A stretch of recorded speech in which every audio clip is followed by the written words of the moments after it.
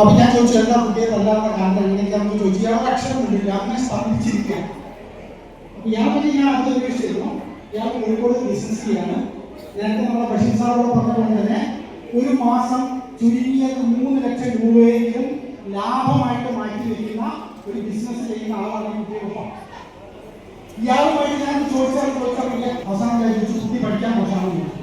അയാൾ പറഞ്ഞു സാറേ അവൻ മരപ്പൊട്ടനാണ്, നിങ്ങളുടെ ബുദ്ധിയോ കുട്ടിക്ക് കിട്ടിയിട്ടുണ്ടാവുന്നത്. ഇയാളെ ചായ നിൽക്കും എന്നെ കെട്ടിപ്പിടിച്ചില്ലെന്നു എനിക്ക് കഴിയുന്നിട്ട് പറയും സാർ പറഞ്ഞ കറക്റ്റാണ്, ആ ചെക്കൻ എന്റെ പോലെ പൊട്ടനാണ്. 3 ലക്ഷം രൂപ ഇന്നത്തെ ശമ്പളത്തിന്റെ 5,000 വരും. അത് വാങ്ങിക്കുന്ന ഇയാൾ പൊട്ടനാണ് ഇയാൾ ധാരണ. ഞാനാണോ അറിയില്ല അല്ലേ? വേറെ കാര്യം പറയാം, എന്റെ അനിയൻ ശരിക്കും SLC നേരത്തെ മാർക്കൊന്നും ഉണ്ടായിരുന്നില്ല എന്റെ. പക്ഷേ എനിക്ക് 10 അടിക്കെങ്കിലും വരുമാനം ഉണ്ടാക്കുന്നുണ്ട്. ഞാൻ പലപ്പോഴും അത്യാവശ്യത്തിന് ചെറിയ അഡ്ജസ്റ്റ്മെന്റ് ചെയ്യില്ല ചെയ്യുന്ന. ഇനി ഞാൻ വേറെ കാര്യം ചോദിക്കാം, നമ്മുടെ ലോകത്തിലെ ഏറ്റവും പവർഫുൾ ആയിട്ടുള്ള മനുഷ്യനാരാ? ആരാ? ഇപ്പൊ ഡൊണാൾഡ് ട്രംപ് ആണല്ലോ, ഒരു സംശയം വേണ്ട. അമേരിക്കൻ പ്രസിഡന്റ് ഏറ്റവും പവർഫുൾ ആയിട്ടുള്ള മനുഷ്യൻ. ഈ മനുഷ്യനെ ഈ പറഞ്ഞ രീതിയിലുള്ള ബുദ്ധിക്കൊക്കെ ടെസ്റ്റ് നടത്തിയാൽ പക്ഷേ 8 നിലയിൽ കിട്ടും. വേണ്ട, നമുക്കിപ്പോൾ തൊട്ടുമുമ്പ് അന്തരിച്ച മഹാനായിട്ടുള്ള നമ്മുടെ നേതാവ് VS അച്യുതാനന്ദൻ, അദ്ദേഹം 4ാം ക്ലാസ് വരെ പഠിച്ചിട്ടുണ്ട്.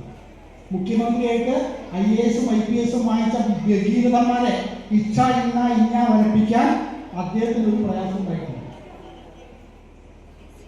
നിങ്ങൾ മനസ്സിലാക്കേണ്ടത് ബുദ്ധി എന്ന് പറഞ്ഞാൽ 8-10 കൈപ്പെങ്കിലും ഉണ്ടെന്നാണ് പറയുന്നത്.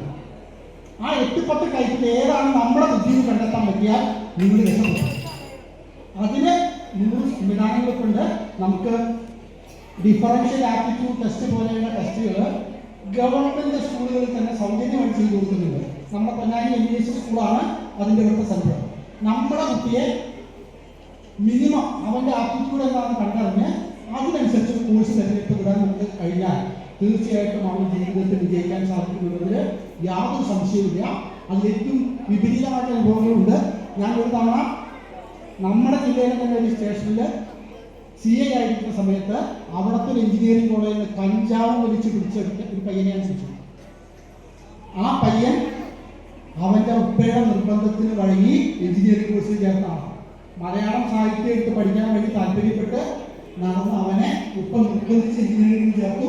ചെക്കൻ മാത്സ് തീരെ വഴങ്ങിയില്ല. അവസാനമാണ് ക്ലാസ് ഡ്രോപ്പ് ഔട്ടായി ലൈംഗിക മാഫിയയുടെ കയ്യിൽപ്പെട്ടു. ബാക്കി പിന്നെ DMC ട്രീറ്റ്മെന്റ് വഴിയൊക്കെ അവൻ രക്ഷപ്പെട്ടു കേട്ടിട്ടുണ്ട്. എന്തായാലും എഞ്ചിനീയറായി. നമ്മുടെ കുട്ടിയുടെ കഴിവിനും അവന്റെ അഭിരുചിക്കുമനുസരിച്ച കോഴ്സുകൾ തിരഞ്ഞെടുക്കാൻ കുട്ടികളെ നമ്മൾ സഹായിക്കുകയാണെങ്കിൽ തീർച്ചയായിട്ടും നിങ്ങളുടെ ഡിഫറൻഷ്യൽ ആപ്റ്റിറ്റ്യൂഡ് ടെസ്റ്റ് വഴി നിങ്ങൾക്ക് ഏത് മാത്സിന്റെ മേഖലയാണോ, ലാംഗ്വേജ് ആണോ, ആർട്ടാണോ, അല്ലെങ്കിൽ മാപ്പ് റീഡിംഗ് ആണോ, ഏത് രീതിയിലാണ് നിങ്ങളുടെ കഴിവെന്ന് കണ്ടെത്തിക്കൊണ്ട് മുന്നേറാനായിട്ട് നിങ്ങൾക്ക് സാധിക്കണം. അതിന് സഹായ സഹകരണങ്ങളുമായിട്ട് പഞ്ചായത്ത് ഉൾപ്പെടെയുള്ള ഭരണ സംവിധാനങ്ങൾ നമുക്കൊപ്പമുണ്ട്. തീർച്ചയായിട്ടും അത് ഉപയോഗപ്പെടുത്താനും വലിയ രീതിയിലുള്ള വിജയങ്ങൾ നേടാനും നമ്മുടെ നാടിൻ്റെ യശസ് ഉയർത്താനും നിങ്ങൾക്ക് ഏവർക്കും സാധിക്കട്ടെ. നന്ദി പ്രിയപ്പെട്ട ശശി സർ. ഇനി നമുക്ക് ഈ വേദിയിൽ ഒരു ചെറിയ 2 ഉപഹാരങ്ങളുടെ സമർപ്പണം കഴിഞ്ഞ് അടുത്ത ആദ്യം നമ്മുടെ ഈ ചടങ്ങ് ഉദ്ഘാടക കൂടിയായിരുന്ന നമ്മുടെ എല്ലാം പ്രിയപ്പെട്ട അഡ്വക്കേറ്റ് E. സിന്ധു അവാർഡ് ഏറ്റുവാങ്ങിയ നമ്മുടെ നാട്ടിലെ നമ്മുടെ പ്രിയപ്പെട്ട അഡ്വക്കേറ്റ് E. സിന്ധുവിന് മുൻ മാറഞ്ചേരി ഗ്രാമപഞ്ചായത്ത് പ്രസിഡന്റ് കൂടിയായിരുന്ന അഡ്വക്കേറ്റ് E. സിന്ധുവിന് മാറഞ്ചേരി ഗ്രാമപഞ്ചായത്ത് നൽകുന്ന ഈ ഒരു ആദരവ് നൽകുകയാണ്. അത് ഏറ്റുവാങ്ങുന്നതിന് വേണ്ടി